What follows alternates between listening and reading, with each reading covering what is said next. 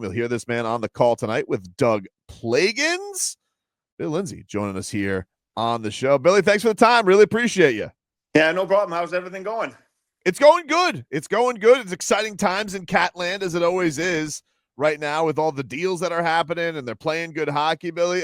What is a time like this for the guys on the team when changes could be happening? You know that's a possibility, but you're also, you got to keep the task at hand, and you're playing good hockey. Is this a fun time for the team, or is it still a little challenging to keep your head together? It's nerve-wracking as the player going through the trade deadline, but looks like Bill Zito has made mostly of the moves that he's going to make. I'm not sure that he's going to pull the trigger on anything else. He addressed the biggest need that we needed, a right-handed shot defenseman who could do something offensively, and that was Seth Jones. And with Spencer Knight going to Chicago, needed a backup goaltender with some veteran experience.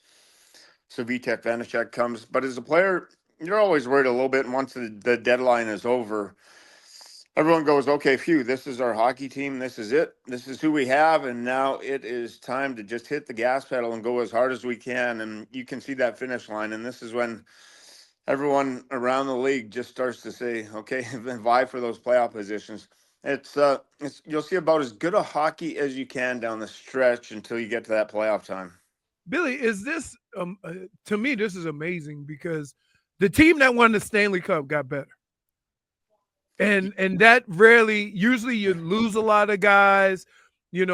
Teams come and pay big money for your free agents, and you don't have the luxury of being able to actually keep the same guys. But they've managed to get better.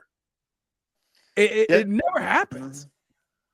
Yeah, that's true. It's hard to do, and Bill Zito's been really crafty at it. And got to give on the other side. You look at what Tampa Bay does with Julian Breezeball, their GM and their coach. They've been able to keep their Stanley Cup window open a long time, and it continues again this year. Tampa Bay was aggressive at the deadline yesterday and brought in a player that won cups. So there's a ways around it. It is hard to stay in that Stanley Cup window and be competitive in a salary cap era. You have to be smart. You have to know what you're doing. But we've layered it out here with our ownership, Mr. Viola, down to our GM there, Bill Zito, and it's Bill Zito's job. All he has to do to ownership for Mr. Viola is just go, can I spend this amount of money on this player and bring him in? If Mr. Viola okays it, then it's okay for Bill Zito. It's his job. Mr. Viola won't interfere, and then once the GM gets the players, he hands them over to Paul Maurice, and Paul Maurice is at his own discretion to employ him however he wants, and I don't believe Bill Zito has any say in that. So you have that chain of custody that goes down, and you're able to work around it, and it gets really tough. You have to jump through a lot of hoops in the salary cap era, but you have to have commitment from the very, very, very top, which is your ownership, all the way through the organization. And that's what they've been able to do down here in South Florida, and that's why it's become successful, is that everyone has a job to do. If you have the ability to do it right and you work hard, then you're going to be around. And that's been the basic philosophy for this Panther group and team. And Bill Zito might win GM of the year. He's been up for it the last couple of years. One of these years, he's going to win GM of the year. From your standpoint, Billy, because you've been through all the eras, right? You've seen the growth and everything they've gone through. Does it blow your mind now to hear guys like Seth Jones say, like, this is the standard and like this is the destination you want to be at? Like, what does that, I guess, mean to you to hear how far it's come that guys just are dying to be here? Yeah, it's fun when you get a winner like that in South Florida with all the amenities that we have down here with the sunshine and everything that you can do. It just makes it that much more special. That's why I fell in love with the place when I first got off the plane here. We had a great bunch of guys and a great team. And when you're around a special group of players and you get to do it down here in South Florida, it becomes very, very attractive. It wasn't attractive when you're losing, but it is. You can ask players, even when players get off the planes from other teams, especially players that come in from Winnipeg or wherever in New York, they got the sunglasses on and they're happy to be out here. But this is that's 24/7. That's our life. We go on the road trip, and you get to come back here and do that. So we've set a high bar and a high standard of what it means, and it if you wanted to be a Panther, then you were going to be around. If not, you were going to get shipped off, and that became kind of the high standard. Now you've got a bar that you're expected to play at, and it's a dream place for a lot of players to come to. It really is. Tampa Bay sort of has that same sort of reputation, but the way that it's going now, free agents, everyone talking around the league, you can get players to come here pretty easily. We were talking about this right after it had happened. We were, obviously we're glued to the Four Nations Cup, but Matthew Tkachuk suffers the groin injury. As a hockey player, how tough is this injury? I mean, Leroy and I are going back like, I'm not too worried. I feel like he's going to be okay for the playoffs, but Leroy is telling me it's the worst injury an athlete can have. So how tough of an injury is that to come back from a hockey player standpoint? Yeah, it depends on the severity of it. There's groin soreness and groin pulls. And I've had like just minor tears in your groin that through training camp that you maybe has to sit out just a week or so. If you tear it fully and it becomes a time that it's a process that you have to go through ice and just getting it stronger and stronger and stronger. But there's varying degrees, I guess, the simplest way to put it. A real bad groin pull is hard because that is everything that you do in hockey. That is the one area that's going to be stressed out because every stride you take, you're going to feel it in that groin. So on the severity of it coming back, you got to make sure it's 100%. It can't be 99% or 98%. It's one of those injuries that if you come back and it's not 100% and you do the wrong turn or wrong tweak, you're going to injure it again. So that's where probably the precaution and everything with Matthew Tkachuk is that no matter what, once this player comes back, he is going to be 100%. What are you looking at me for, Leroy? I think we were both on the same page there. He's going to be all right, dude. Tkachuk's going to be all right. I told him from firsthand experience, you don't understand how serious a groin injury is because everything is attached in some kind of way. Every movement with your core is attached to that groin. And so when you twist, you turn, you step, everything is affected by that groin. So if he's missing a substantial amount of time, it's because, you need to shut it down. Yeah. It's not he's like, he'll be back in a couple. No, groins don't work like that because you say, oh, it's a sore groin. People don't take it serious, but yeah, you can't laugh. You can't do anything. It's all up in your stomach. It's the worst. Yeah, it is the worst. But that does also depend on the severity of it. Right. Like you can tweak your groin and it's sore and you might have just a minor tear in there. The ice and everything, and all of a sudden you sit out 1 week and it starts to feel pretty good. You're able to strengthen it up pretty quickly. But if you really do tear it and rip it inside that groin, then to your point, every movement, if you're sitting on the couch and you try to sit up, good luck. It's going to hurt like heck. So I guess you're exactly right on the point. It does hurt everything. There's just varying degrees of what you can do to it. And some people, with minor groin tweaks, are able to play through it even at some point if it's not serious enough. But this looks like it's on that serious side and does lead you to believe that everything that he does and every maneuver that he takes, even sleeping, you will feel your groin if it's hurt that bad. Billy, the other problem is that hockey doesn't do its players any favors because they go lower body injury. It could be anything from a broken leg to a stubbed big toe. You have no idea. So you just make assumptions about these injuries because the description of the injury doesn't really tell you what's going on. Yeah, lower body, upper body. That's what you get. It's a beautiful thing. It's different. I mean, the National Football League, because of the betting in large part, you have to disclose if it's a hangnail.